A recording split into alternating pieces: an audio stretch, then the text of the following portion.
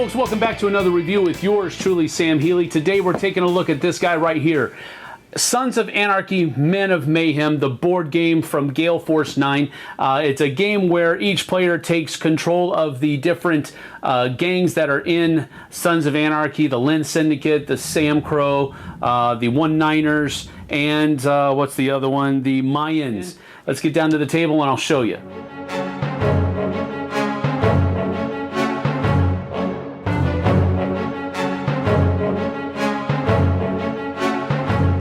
Now, in a game of Sons of Anarchy, the name of the game is to get as much cash as humanly possible. Now, the way that you go about that is by traveling to these different locations that are out here on the map and exploiting them, sometimes having to throw down with another rival gang in order to gain control of the site so that you can then exploit it. So basically there are a couple of different ways that you can play the game. You can either play it plain Jane, which is you use this side of the board, unleaded is what they call it, or you can play high octane. High octane is where each gang has its own special abilities that it can do.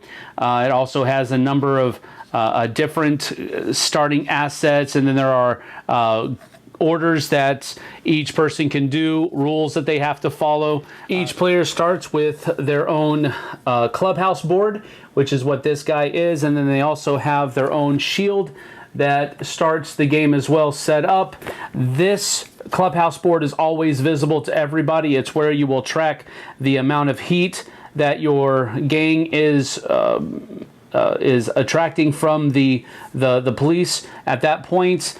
And then your assets, your money, guns, and contraband are going to be secret. Your heat and the number of people that are in your gang are always going to be visible. This is always visible to everybody. Everything else is kept behind your shield. So the number of order tokens that you get is the number of base tokens that you have, which is 3. If you can see here, base tokens right there is a number of 3 plus any members that you have on your gang. Now, what you can do on your turn is delineated on the order summary card here, which every person has. For example, you can ride. You can move your dudes, which are your gang members, from one location to another. You would use 1 token to move any number of members from one location to another, but you can't split that up. You can't use 1 token to move 2 guys from 2 different locations to a single location. You could also use exploit or use a location that you control. An important point of note here is that each location can only be exploited once per round. You could also issue a throwdown order, which means you're going to fight for control of a certain location. You can also recruit, which means you add a new prospect, one of these guys, to your clubhouse from your pool. Then you can patch in, where you can promote a prospect to a member by using 1 money and 1 gun. Then you can also just issue an order to sit tight. You want to wait to see what everybody else is doing or something to that effect, and so you tell your people just to lay low and not do anything this part of the turn. So as we begin playing through a round, basically what would happen first is everybody would claim their number of order tokens, and then the next thing we would do is reveal new cards, or which includes the new sites. What I usually did is we have to flip over a random site. It's 1, 2, 3, 4, 5, 6.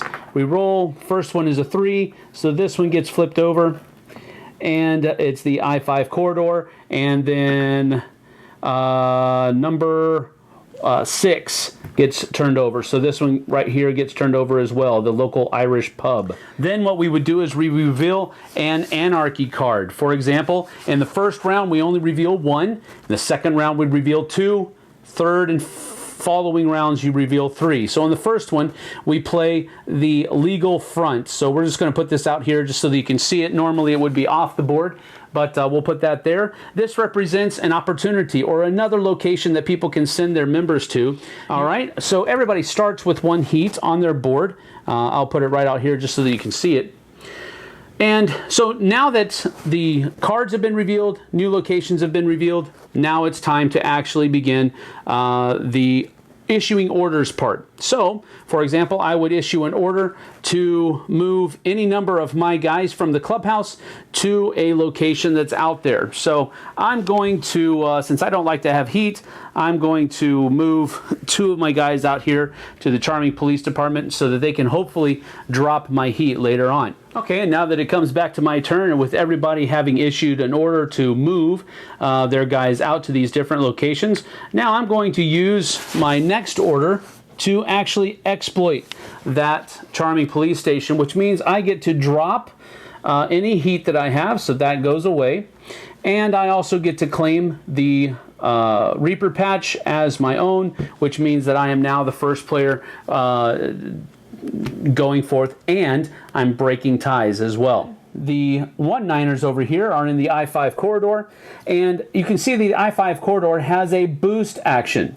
Now what this means is that in order to get that boost action, they would have to put another order up there. So they're going to exploit this to skim $1 per member on the site. They have 3 members, so they're going to get $3. And that gets put behind their shield. Then, if they want to, they can use another one of their orders to do this as well, which means they can move all of their dudes to another site, which they will. They'll move it over to the legal front. And then, as it comes back around, the Lens Syndicate says, hey, I was wanting to go there, so I'm going to continue to go there. I'm going to use one of my orders to come to that site with my 3 guys. Now, what this means is this is now a contested site. It's not controlled by either one of us, so neither one of us can exploit the site right now. And as it comes back around, you see that the Sam Crow kind of moved out a little bit. So did the Mayans, and then the 1-9ers are trying to solidify their legal front down here, even though the Lens Syndicate is trying to move in on that territory. So the first thing that's going to happen here is Lens Syndicate is going to say, you know what, we're going to go ahead and fight for that. So here we go with a throwdown. Now the way a throwdown works is the first thing that happens is you can call for reinforcements. So each player that is involved here can call for reinforcements from somewhere else. These people over here with the Lens Syndicate can call for reinforcements over there as well. So what they may want to do is they can pay 1 order token for each member they want to bring over, or each dude that they want to bring over. So we want to bring over both, so we're going to use both of our order tokens to bring both of these guys over here to try to stop the 1-9ers from getting this. So now that the call for reinforcements is done, now it's time to get bloody, where you actually, first of all, you have to call for guns. Are you going to pull guns or not? And this is where you would blindly determine which ones are going to be done. You flip over. So the 1-9ers used 2 guns, and the Lens Syndicate used 3 guns. So what would happen here is you would roll a die for both of the people that are involved. So you have a 1 and a 2. So what would happen here is you would look on a chart that's inside your shield, and this is your power total in a throwdown. So the Lens Syndicate is bringing a power of 18 to this fight, whereas the 1-9ers are doing 3, 6, 7, 8, 10, 12, 14, 15, 16. So the Lens Syndicate won this throwdown. Now, what would happen here is that since the Lens Syndicate used 3 weapons, the 1-9ers have to choose 3 of their people to go to the emergency room. Since the 1-9ers used 2 weapons, 2 of the Lens Syndicate have to also go to the emergency room. But now, since we both used guns, we would both get heat added to our totals because we were using weapons. The 1-9ers that are left and were not wounded go back to their clubhouse, and the Lens Syndicate, which won the fight, could now, if they had the order tokens available to them, pay the order token and exploit this as if it were controlled by them, since it is. Since they don't have any order tokens left, they used them all on calling in reinforcements, which was a bad move. they're not able to exploit the location. After everybody has used their order tokens, we would then go to the black market, which is where everybody secretly chooses how many contraband they're going to sell in the black market. And after that reveal, Lynn's Syndicate is doing 2, Sam Crow's doing 2, Mayans are doing 3, and the 1-9ers are doing 2. We would then look at this black market chart in the book, and we would total the number of contraband being sold in the black market this round, which would be 2, 4, 6, 7, 8, 9. So 9 plus, each one is only worth $1. Last call cards. This is a opportunity card, not a last call card, but if it had been a last call card, it would now take effect. And then cleanup takes place where any people that are still left on these opportunities are sent back to their clubhouse.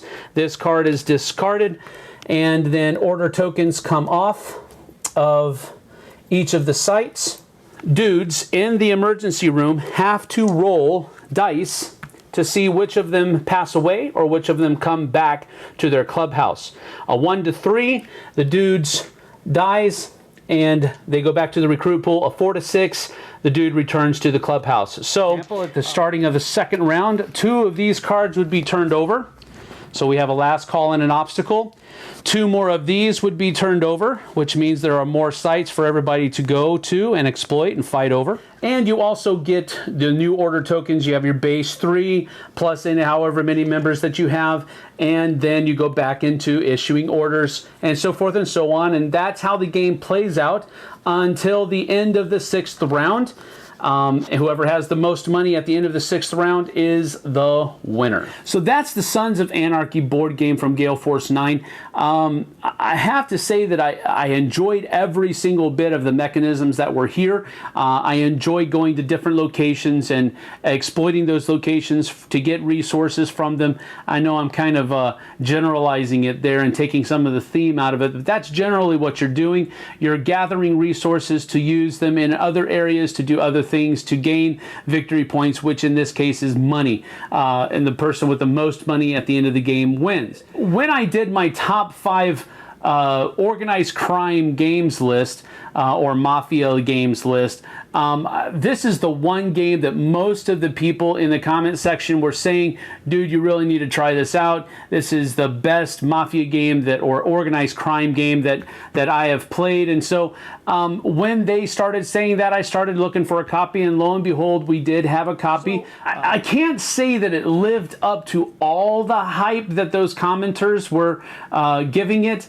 I think it's a good game, but I don't think it's all that in a bag of chips. For example, I would probably rather play Nothing Personal, and that's not a, kissing up to my boss or anything like that. I truly would enjoy a game of Nothing Personal more than this one, and I'll tell you why. The artwork, the terminologies, all of that kind of stuff in Nothing Personal is a little bit more cartoony, a little bit more romantic. I guess you could say it's romanticizing the stuff that they used to do, making it more of one of those things where it's what you're actually doing in the game is deadened.